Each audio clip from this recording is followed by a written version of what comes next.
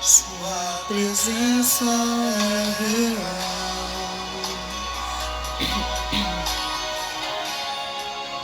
Aqui neste lugar,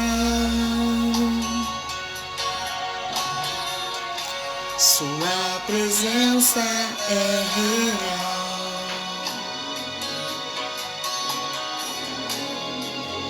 Aqui neste lugar,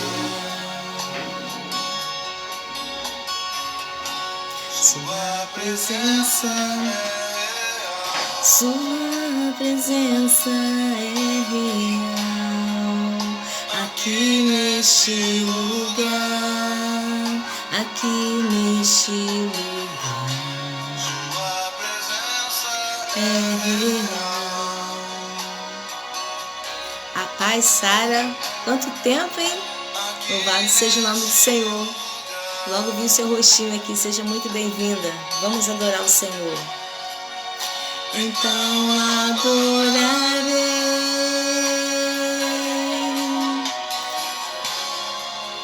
então eu louvarei,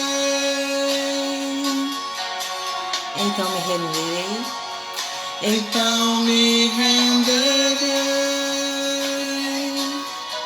totalmente a Ti. Totalmente a Ti. Louvado seja o nome do Senhor. Então adorarei. Vamos adorando, exaltando o nome do Senhor, enquanto as irmãs vão chegando. Então eu louvarei, amado da minha alma.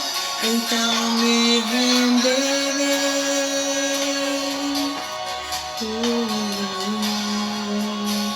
totalmente a Ti. Aleluia. Aguardando as irmãs chegarem para nós começarmos a ministração da palavra do Senhor nessa manhã.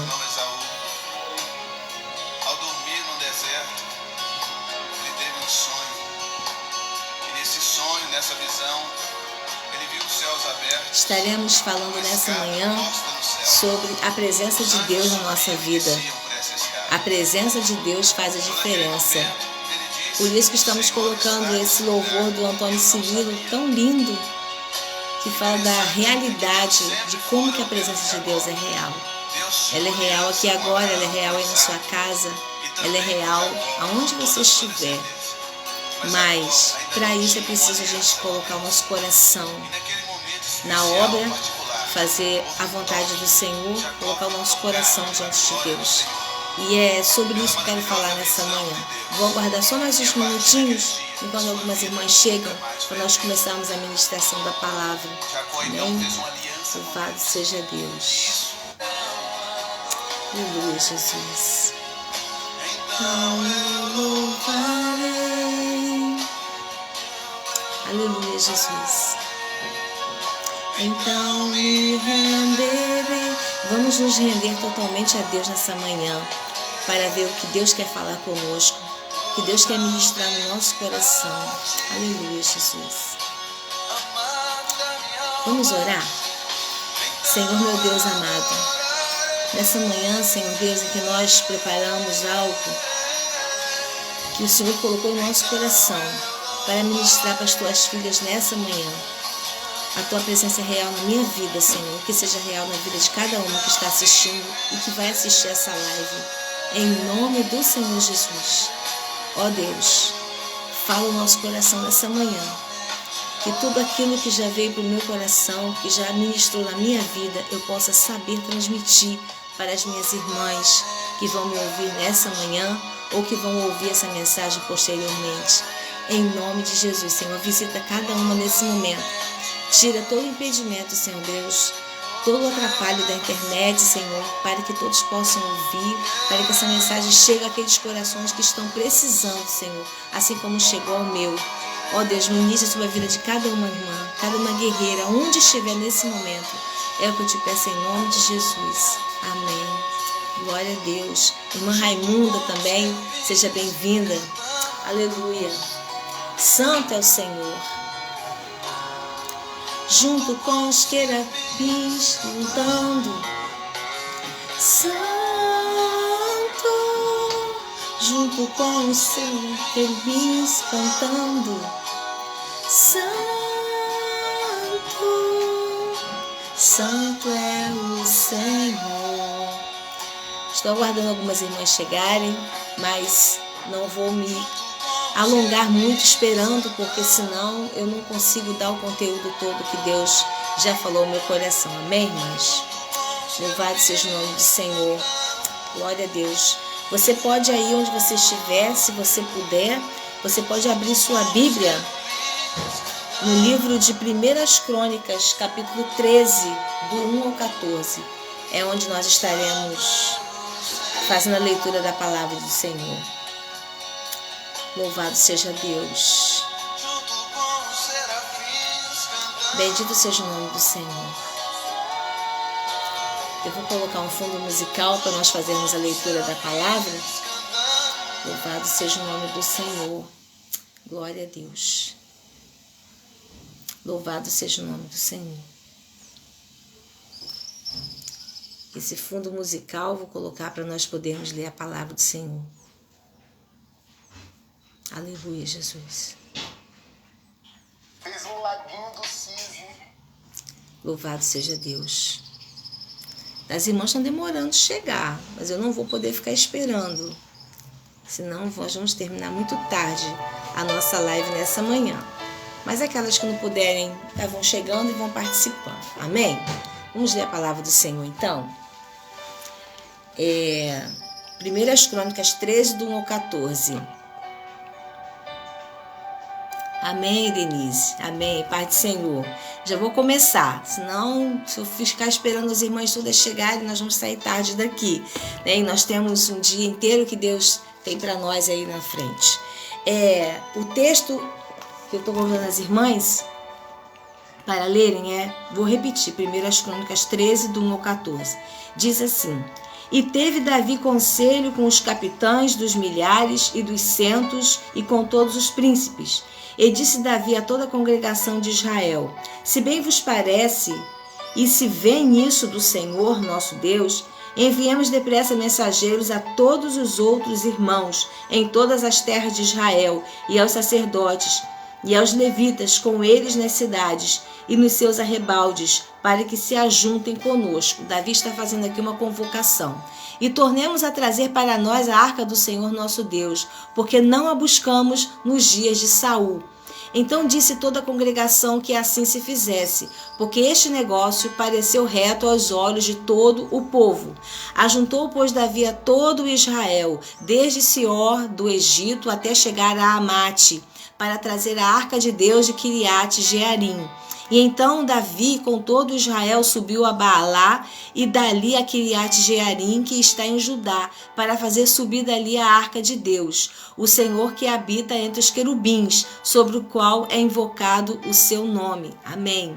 E levaram a arca de Deus sobre o carro novo da arca de da casa de Abinadab. E Uzá e Aiô guiavam o carro. Davi e todo Israel alegravam-se perante Deus com toda a sua força, em cânticos, com harpas e com alaúdes e com tamborins e com símbolos e com trombetas.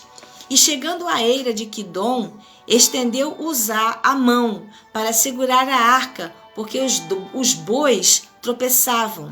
Então se acendeu a ira do Senhor contra Uzá e o feriu, por ter estendido a mão à arca, e morreu ali perante Deus. E Davi se encheu de tristeza de que o Senhor houvesse aberto brecha em Uzá, pelo que chamou aquele lugar Pérez Uzá, até o dia de hoje. E naquele dia temeu Davi ao Senhor, dizendo: Como trarei a minha arca de Deus, pelo que Davi não trouxe a arca a si, a cidade de Davi, porém a fez retirar à casa de Obed-edom, o geteu. Assim ficou a arca de Deus com a família de Obed-edom 3 meses em sua casa, e o Senhor abençoou a casa de Obed-edom e tudo quanto tinha. Louvado seja Deus. Irmã Sandra, Eliette, sejam todas bem-vindas aqui em nome de Jesus. Irmãs, quando nós vamos para a casa do Senhor, nós precisamos estar atentos ao que nós vamos fazer ali. Domingo passado eu fui para a casa do Senhor com o coração desejoso de ouvir a Deus e de adorar ao Senhor. E durante a mensagem do pastor convidado, ele citou o nome de uma pessoa, nome de um homem, e citou um fato que aconteceu na vida desse homem. Eu voltei para casa curiosa e eu fui ler a Bíblia, pesquisar na internet e descobri algumas coisas sobre a vida desse homem que o pastor apenas citou na mensagem, nem pregou sobre ele, citou na mensagem. E eu aprendi tantas lições para a minha vida, aquilo mexeu tanto com o meu interior, que na mesma hora eu falei, domingo passado, é sobre isso que eu vou falar na minha live de quinta-feira.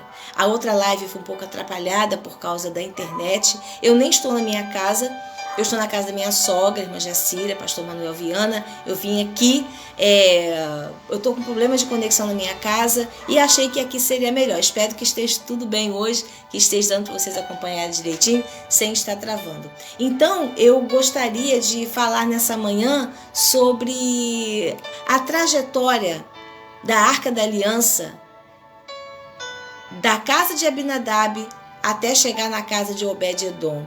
E nós vamos tirar lições preciosas para as nossas vidas nessa manhã. Amém? Então, deixa eu começar lá atrás. Eu já orei, irmã Miriam também, querida, Deus te abençoe, muito obrigada pela sua presença aqui nessa manhã. Eu vou começar lá atrás. As irmãs vão lembrar de um episódio na Bíblia, de um dia em específico, que aconteceram muitas tragédias. No mesmo dia, o exército filisteu, eu preciso contar a história antes de entrar na mensagem, para as irmãs poderem entender. No mesmo dia, o exército filisteu, ele derrotou Israel. E durante essa batalha, os 2 filhos, Ofni e Finéias, os 2 filhos do sacerdote, sumo sacerdote Eli, morreram. E logo nesse mesmo dia, o mensageiro chega a Eli, que estava sentado no pináculo do templo, e diz para ele: seus 2 filhos acabaram de falecer durante a batalha. E os filisteus levaram a arca de Deus. Naquele momento, Eli caiu da cadeira e ele quebrou o pescoço e veio a falecer. Aí já tinha acontecido, a arca já tinha sido levada, Eli já tinha morrido, Ofni já tinha morrido, Finéias já tinha morrido, e a esposa de um deles, de um desses 2 rapazes, desses 2 sacerdotes, teve o bebê, e na hora que o bebê nasceu, ela disse, e acabou, foi-se a glória de Israel, porque foram muitas coisas que aconteceram naquele momento. Então a arca ela foi levada para o arraial dos filisteus e ficou ali, se eu não me engano, por 7 meses. Mas a arca estava no lugar errado. A arca ela foi saqueada, ela foi roubada, ela foi levada como despojo. E a mão de Deus pesou sobre aquele lugar onde a arca ficou. Deus mandou muitas pragas para aquele lugar, porque a arca não deveria estar ali. Ali não deveria estar a arca, porque a arca simbolizava o Shekinah de Deus, a presença de Deus, era um objeto sagrado para Deus, para os israelitas, e estava na terra dos inimigos. Então foram 7 meses de tanta coisa ruim acontecendo no arraial dos filisteus, que os filisteus pegaram a arca e mandaram devolver para Israel. Só que a arca não foi direto para a casa de Abinadab, foi para um outro lugar. Depois ela foi parar na casa de Abinadab, que Abinadab era um levita, e ali ficou a arca guardada na casa de Abinadab. E colocaram um dos seus filhos, o Eleazar, que era também um levita, e colocaram Eleazar para ser responsável pela arca do Senhor, que os próprios filisteus devolveram, e ficou na casa de Abinadab durante 20 anos. E durante esses 20 anos que a arca ficou na casa de Abinadab, foi um momento de muita contrição e idolatria. Foi um momento, Israel estava vivendo um momento muito ruim ali. Então, a Bíblia não fala as coisas que aconteceram de bom, não fala nada, não cita nada sobre esses 20 anos que a arca ficou na casa de Abinadab. Nesse interim, Saul morre. E com a morte de Saul e de seus filhos, Davi é ungido rei por Israel. Rei de Israel, o povo ungiu a Davi como rei, assim como já havia sido profetizado pelo profeta Samuel. Então Davi agora ele é rei de Israel. E Davi se lembra da arca. Se lembra que a arca não está ali, que a arca estava em Quiriat Jearim, na casa do levita, do sacerdote Abinadab. Então Davi, ele aqui no verso 13, ele toma conselho com todos os capitães, ele chama toda a congregação e fala: se bem vos parece e se vem isso do Senhor nosso Deus, enviemos depressa mensageiros em todas as terras, aos sacerdotes nas cidades, e que se juntem a nós, para que tornemos a trazer para nós a arca do nosso Deus, porque não a buscamos nos dias de Saul. Então toda a congregação disse: parece bem este negócio, vamos então até lá. Então Davi junta toda uma comitiva e resolve ir buscar a arca de Deus, a arca do Senhor, que estava em Quiriat Jearim, para trazer para Jerusalém. Mas se nós formos estudar sobre o tabernáculo, pastor Manuel gosta muito de estudar sobre o tabernáculo, todas as vezes que a arca precisava ser transportada, eu ainda não entrei na mensagem propriamente dita, eu estou contando o contexto histórico para vocês.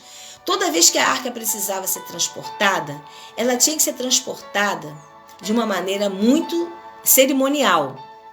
Era preciso colocar argolas, era preciso colocar varas, era necessário que os sacerdotes se purificassem, se limpassem e que nem tocassem na arca. Eles tocariam nas alças, nas argolas, para carregarem a arca sobre os seus ombros. Homens separados, purificados, arrumados, tudo nos trinques para poder levar a arca. Só que nesse episódio aqui, Davi, a cidade de Quiriat Jearim, irmãos, e falo irmãos porque tem irmãos também assistindo e vão assistir.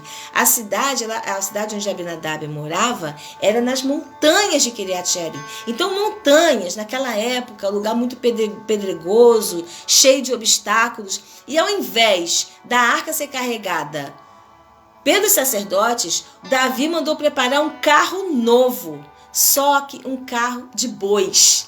E mandou que colocasse a arca num carro de boi para transportar até Jerusalém. Nisso, toda aquela comitiva, foi uma comitiva gigantesca. E eles iam dançando, eles iam cantando, eles iam sacrificando, porque aquela arca simbolizava a presença de Deus no meio deles. Era algo muito sagrado. Teve determinado momento que os bois começaram a tropeçar, de repente por causa do próprio trajeto.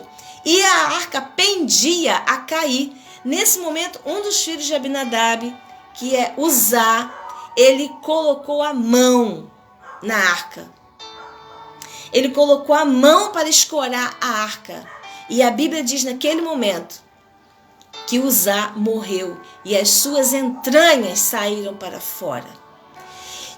Houve um temor, houve um tremor, um pavor naquele momento, que viram o que eles estavam fazendo na seriedade daquele momento e no perigo também que todos estavam correndo. Davi ficou, a palavra de Deus diz que Davi ficou extremamente triste pelo que aconteceu com Uzá. E Davi teve um grande temor. Então ele temeu de continuar levando a arca, de estarem fazendo algo de errado que desagradasse a Deus. E ele teve medo de que acontecesse mais alguma coisa com alguém. E naquele momento, ele estava na eira, aqui diz o nome, ele estava passando, deixa eu procurar aqui, a eira de Quidom, estava passando. E de repente, ao olhar à beira do caminho, ele viu uma casa. E ele falou, é ali que a arca vai ficar. Vamos até lá, porque eu não vou prosseguir viagem, porque o temor se apoderou de todos naquele momento. Então Davi chegou-se com toda a sua comitiva naquela casa e chamou. E veio ao seu encontro Obed-Edom, que morava ali, naquele lugar humilde, naquele lugar simples, com a sua família. Era um lugar muito pobre. Mas Davi achou melhor e chamou Obed, contou para ele o que aconteceu e disse para ele, deixai a arca aqui, como diz. E ficou a arca de Deus com a família de Obed-Edom. E Davi, isso está no versículo 14, Davi seguiu com a sua comitiva de volta para Jerusalém e todos muito tristes, porque acredito que aqueles que ficaram na cidade aguardavam com grande expectativa, de repente com banquetes, com festas, quando chegasse a arca de Deus naquele lugar. E aí, mas a arca de Deus ficou na casa de Obed-Edom. Então, nessa manhã, agora sim eu vou entrar na mensagem, depois de contar para vocês esse contexto histórico, porque houve algo que aconteceu na vida desse homem, porque ele hospedou a presença de Deus na sua vida. Quem era Obed-Edom?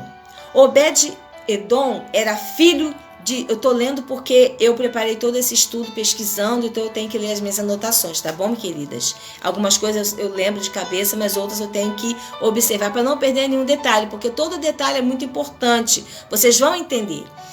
Obed era filho de Jedutum, da tribo de Levi. O nome Obed significa servo. E Edom, porque ele era descendente dos edomitas, que eram descendentes de Esaú, sendo estes descendentes um povo que tinha muito tumulto com Israel. Eles não eram amistosos, havia muita confusão, brigas, eles eram de certa maneira inimigos, contrapostos dos israelitas. E Obed-Edom veio desse povo. E além de tudo, ele era geteu. Geteu porque ele era da cidade de Gate. E quem é na Bíblia que nós conhecemos que também era da cidade de Gate? O gigante Golias, ao qual Davi derrotou, mas que foi um homem que perseguiu muito, que afrontou muito tanto a Deus como ao exército de Israel, que naquela época era comandado, pelo reinado do rei Saul. Então ele era um homem que morava na beira da estrada, numa casa na beira da estrada. Nós entendemos que as pessoas que moravam nas cidades eram pessoas de melhores posses. Quando a gente olha para trás, quando foi falado para Ló, o que você escolhe? As montanhas ou as campinas? Ló era rico, tão rico que as suas riquezas se misturavam com a de Abraão e deu aquela confusão toda que a gente entende. Ló preferiu ir para as campinas do Jordão, aos pés, nas portas de Sodoma, das cidades de Sodoma e Gomorra. Então, porque ele tinha muitas condições. Então, quem morava na eira, quem morava na beira do caminho, quem morava fora da cidade, geralmente eram fazendeiros, sitiantes, pessoas pobres. É o que dá para entender quando a gente lê todo o contexto da vida de Obed-Edom, que ele era um homem pobre. Ele tinha uma pequena fazenda, era um homem pobre. E era uma pessoa que eu imagino que vivia com muita dificuldade. E foi neste cenário, nesta casa, em que foi colocada a Arca da Aliança, a Arca de Deus. A Bíblia diz que, no verso 14, que a arca ficou na casa de Obed-Edom por 3 meses. Apenas 3 meses. Mas a palavra de Deus diz que o Senhor abençoou a casa de Obed-Edom e tudo quanto tinha. Vocês imaginem, aquele homem hospedou a arca de Deus na sua casa. Aquele homem que era pobre, agora vê tudo que ele tem, os animais, a fazenda, tudo produzir e crescer. Irmãs, cresceu tanto, não sou eu que estou falando, é a palavra. Cresceu tanto, ele ficou tão próspero, que essas notícias chegaram até Jerusalém, aos ouvidos de Davi. Obed-Edom está prosperando muito. tudo dele que está colocando, que ele coloca a mão, está prosperando. Os seus animais, a sua casa. Há uma prosperidade tremenda na vida de Obed-Edom. Então Davi se lembra, isso foi um dos toques que Davi recebeu, de que ele se lembrou, a arca está na casa de Obed. Nós precisamos ir lá buscar e trazer a arca para cá, mas vamos fazer dessa vez, da maneira correta. Lá no versículo 15 diz que ele preparou os sacerdotes, ele preparou tudo de maneira como deveria, com as vestes sacerdotais, para fazer subir a arca do Senhor ao lugar que tinha preparado, lugar que ele tinha separado. E, portanto, da primeira maneira, não tinham feito da maneira certa. Aqui próprio está escrito no verso 12 e 13. Mas dessa vez, santificaram os sacerdotes, os levitas, trouxeram a arca aos ombros, olha só, irmãs, como Moisés tinha ordenado, conforme a palavra do Senhor, com as varas que tinham sobre si. Agora sim, agora Davi preparou tudo da maneira correta, com toda a comitiva, tudo como deveria ser, como Moisés já tinha ordenado, e foram à casa de Obed-Edom. Chegando lá, foram buscar a arca. Só que o que eu acho lindo é que Obed-Edom olhou toda aquela riqueza que Deus o tinha feito prosperar quando ele recebeu a presença de Deus na casa dele.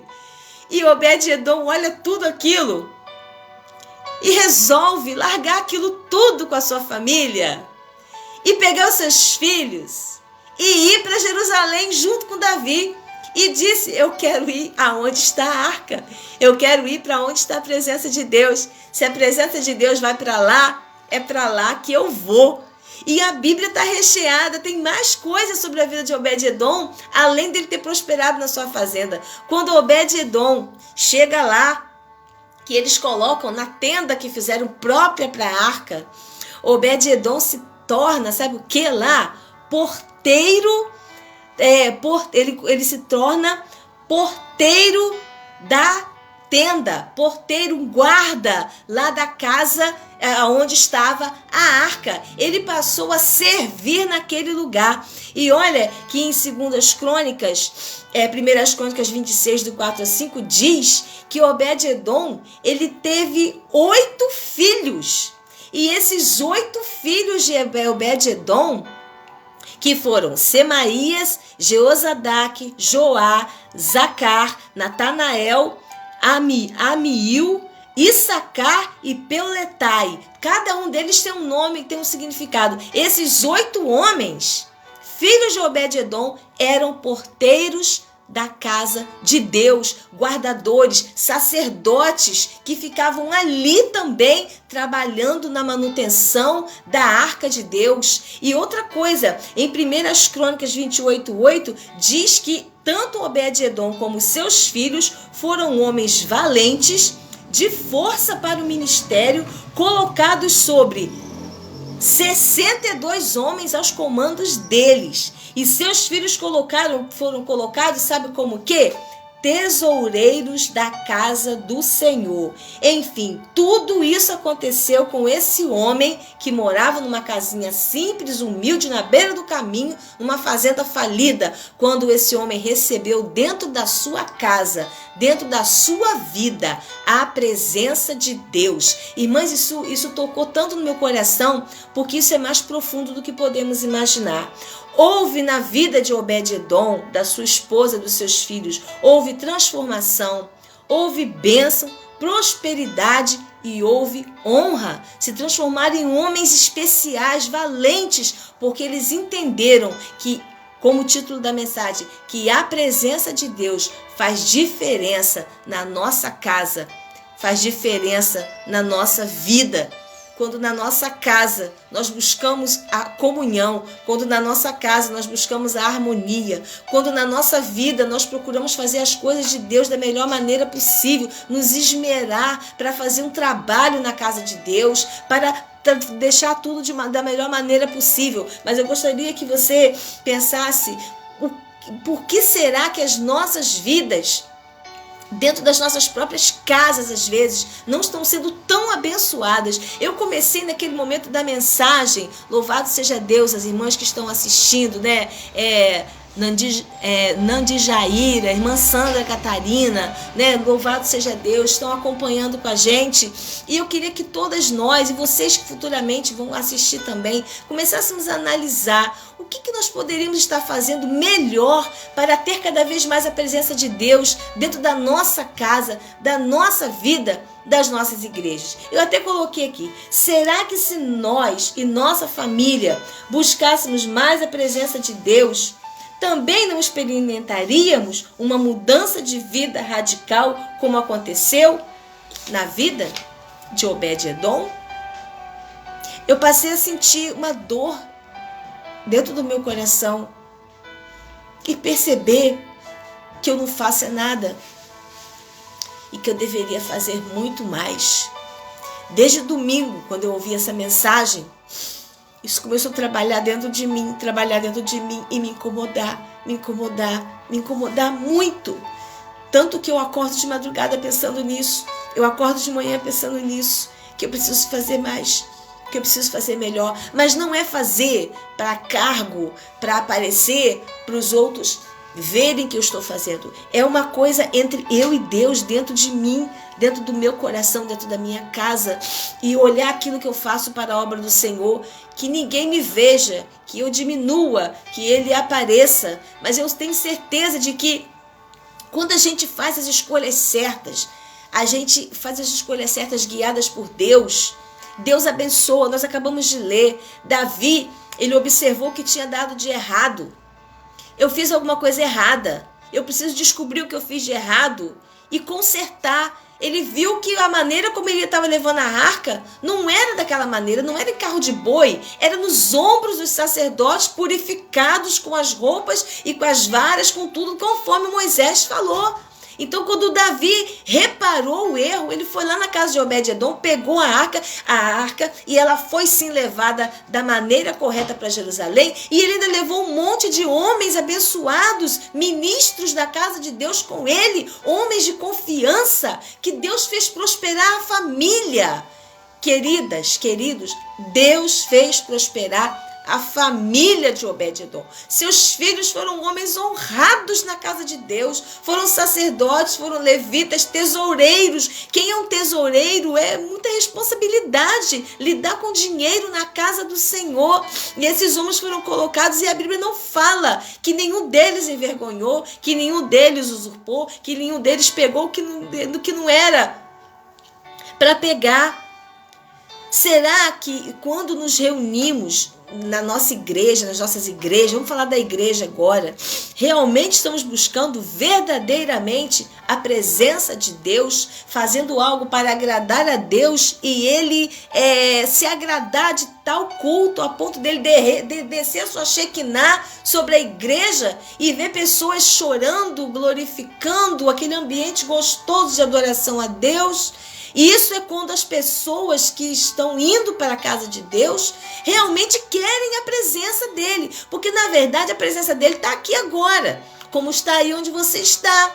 Como está na minha casa. Quando está no meu trabalho, onde eu estou. Mas naquele momento do culto, nós nos reunimos juntos no mesmo propósito de adoração. Mas, infelizmente, o que nós estamos vendo hoje em dia? São muitos modismos e entretenimentos dentro das igrejas para atrair as pessoas. E o que atrai as pessoas é a presença de Deus. Não é evento, não é essas coisas que está tendo por aí, não. Um monte de campanhas e chamando gente famosa, pregadores famosos e grupos famosos e um monte de coisa. Não é isso que faz a Shekinah descer. É o que sai daqui. É o que sai daqui, do coração, da boca. É isso que faz a Shekinah descer. É quando a pessoa está com a vida cheia de problema, doente, mas mesmo assim ela vai. E chega lá, ela canta, ela louva, ela adora, ela glorifica. Ela se alimenta da palavra. Ela se alimenta do louvor. Ela fica catando cada pedacinho do culto para ver se Deus vai falar com ela de alguma maneira. É isso. Assim que eu fui para a igreja de domingo. Aquele pastor começou a pregar. Eu comecei a prestar atenção, comer cada palavra que ele pregou. E aí veio esse nome. Eu falei, quem é esse cara? Quem é esse homem, Obed-Edom? Quem é? Eu sou muito curiosa com a Bíblia. Cheguei em casa, eu li um monte de texto, procurei um monte de versículo e fui aprendendo sobre a vida dele. E eu aprendi muita lição para a minha vida. Por isso que eu estou falando com vocês nessa manhã. Invenções humanas também não são garantia de que estamos buscando a verdadeira Shekinah, a verdadeira presença de Deus e sentir a presença de Deus. A Bíblia diz que a um coração quebrantado e contrito, Deus não despreza. É a chave para receber a presença de Deus na nossa vida. É a chave. É o coração contrito, o coração quebrantado, o coração intercessor, o coração que chora com quem está chorando, que se alegra com quem está se alegrando. Irmãos, coisa muito triste é uma pessoa ter sonhos e vir outra e dar uma palavra para enterrar os sonhos daquela outra pessoa. Isso é muito triste. Isso é estar distante de Deus. Agora, quando a gente se alegra com os que se alegram, mas quando a gente encosta para chorar com aquele que está chorando, a gente traz a presença de Deus para dentro da nossa vida, para dentro da nossa casa. Muitas de nós, queridas, temos dentro da nossa casa pessoas que não estão na mesma sintonia que nós. E como que nós gostaríamos que todos os membros da nossa família estivessem na mesma sintonia de busca e de adoração do que nós. Eu tenho certeza, é isso que me doeu. É isso que me doeu na hora. Porque eu tenho certeza que se a família, se os membros da família estivessem numa sintonia maior com Deus, a gente ia ver muito mais bênção dentro da nossa casa, assim como ficou a casa de Obed-Edom. Eu tenho certeza disso. E quando a gente não está, nós sabemos que tem irmãos, ou que a esposa não é cristã, ou que o esposo não é cristão, ou está frio na fé, filhos que estão longe do caminho do Senhor. Eu tenho certeza que você que está me ouvindo agora, eu gostaria muito de estar experimentando essa presença de Deus na tua casa. Que todos estivessem envolvidos, que todos estivessem no mesmo sentimento que você fizesse os cultos domésticos, que você colocasse sua família no carro, ou fosse a pé mesmo para a igreja, ou todo mundo fosse de ônibus para a igreja, todo mundo junto. Eu tenho certeza. Mas, infelizmente, você não está experimentando isso, como eu também não estou. Mas o que eu posso fazer? O que você pode fazer? Eu vou fazer a minha parte. Você faça a sua. Porque a esposa, ela é abençoada. A bênção alcança ela através do marido. E o marido através da esposa. E os filhos através dos pais. E muitos pais através dos filhos. Então, faça a sua parte. Faça a sua parte. Ore. Jejue. Busque a Deus. E fala, Senhor, faça com que os meus sintam e queiram o que eu sinto e o que eu quero, que é a tua Shekinah sobre a minha vida. É que dói quando você está lutando, a maré está vindo, você está lutando, mas você sabe que para remar precisa de 2 braços, porque se você remar com um só, você perde a direção. Aí quem dera que um fosse o marido, o outro fosse a esposa, remasse junto, mas às vezes isso não acontece. Mas faça a sua parte. Ore.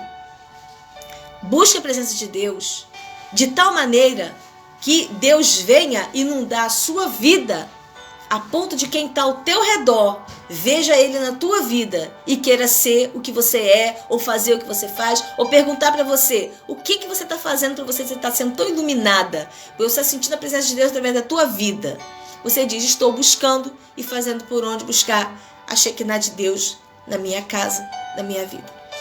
E quando você for para a casa de Deus, cantar, ministrar, orar, mesmo que você não tenha cargo nenhum, você vai para adorar, você vai ali para contribuir com as suas ofertas, com a sua oferta de amor. Faça da melhor maneira possível. Tire momentos de adoração na sua própria casa, na sua própria vida. Não fazer as coisas, eu estou lendo algumas anotações que coloquei, não fazer as coisas para Deus de qualquer jeito. Não ser, eu te botei um exemplo aqui, não ser como Caim, que ofertou a Deus o sacrifício de má vontade e o sacrifício que não foi aceito. Não seja como um Esaú, que trocou uma bênção tão especial que era a primogenitura por um momento de fome passageira que acabou dali, mas naquele momento a fome física, a carne clamava tanto, a carne, o estômago clamava tanto, que ele abandonou uma bênção maravilhosa que seu pai tinha prometido para ele, para matar uma fome física. Eu citei aqui Sansão, que traiu o seu segredo, o seu ministério, por causa de ir para a cama com uma mulher envolvente como uma serpente.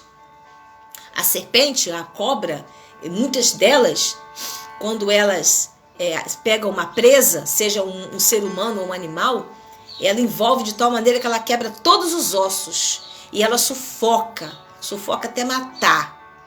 E Dalila, ela foi uma cobra, uma serpente que envolveu Sansão de tal maneira que Sansão não conseguiu se desvencilhar dela e deixou o seu ministério, perdeu a sua bênção por causa disso. As coisas para Deus merecem o nosso melhor. A palavra de Deus diz: agrada-te do Senhor e Ele concederá o desejo do seu coração. Então, para que a Shekinah de Deus venha para a sua vida, muitas coisas precisam ser feitas. Muitas coisas precisam ser feitas. Mas a primeira dela é ter um coração quebrantado e contrito na presença de Deus, buscando Ele a cada dia. E aí Ele vai se agradar de você e Ele vai começar a trabalhar na sua família. E aí, quem sabe, você vai poder abrir sua boca e testemunhar. Assim como Obed-Edom, a vida dele foi um testemunho de como que Deus pode alargar as nossas tendas e nos fazer prosperar. Nós não podemos mudar as pessoas, nós não podemos tirar o nosso coração e colocar na pessoa.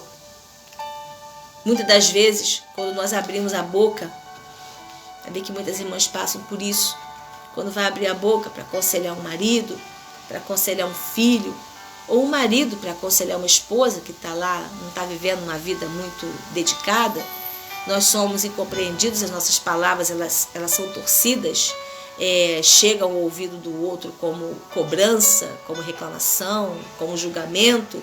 Isso é muito triste.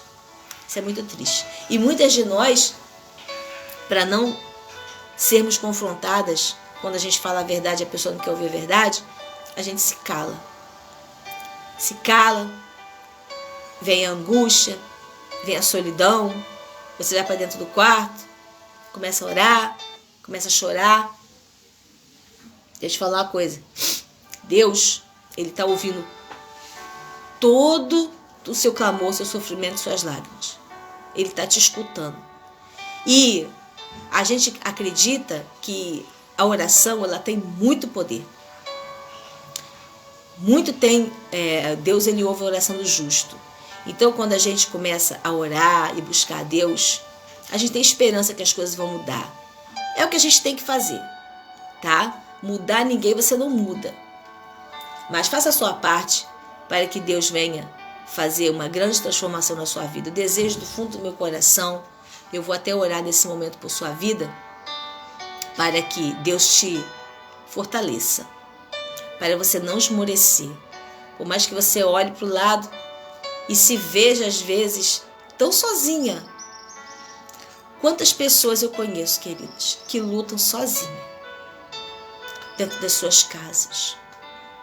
É só ela que ora, só ela que lê a Bíblia, só ela que busca o Senhor, só ela que se importa com os problemas dos outros. Nós guerreiras sabemos muito bem o que é isso. É colocar na nossa carne a dor do outro e chorar, e sofrer, lutar. Por mais que você se sinta assim, você não está sozinha. Você não está sozinha. Deus está com você, te sustentando. E eu queria que você agora orasse comigo, pedindo a Deus que nos dê estrutura, força, disposição e que renove nossas forças para a gente poder ver a nossa família na mesma sintonia que nós. Porque a gente às vezes sabe de famílias e pessoas que a gente vê que aquela família não é mais abençoada porque está faltando posicionamento. Essa palavra, ela é muito forte, posicionamento. Obed-edom se posicionou, a arca fica aqui, eu vou cuidar dela, eu vou zelar por ela, até o dia que o Senhor, ó rei, resolver vir buscar. Só que quando ele veio buscar, ele foi junto com a arca. É isso que eu achei lindo. Abriu mão dos seus sonhos, abriu mão da sua fazenda próspera, para ir buscar a presença de Deus. Deus às vezes quer que a gente abra mão de algumas coisas para Ele dar a bênção para nós, nos desagarrar, desapegar de algumas coisas. Às vezes não são só coisas materiais, tá? Às vezes é desapegar da sua própria opinião própria, do seu próprio jeito de ser. Eu sou assim, não vou mudar. Eu penso assim e é assim. Às vezes é disso que você precisa se desapegar, para Deus ter um pouco mais de liberdade, amolecer o coração e fazer a transformação na vida de quem precisa.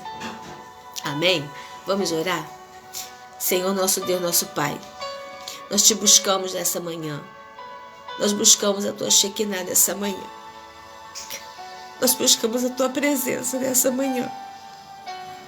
Nosso coração está contrito na tua presença. Nós estamos te buscando em espírito e em verdade.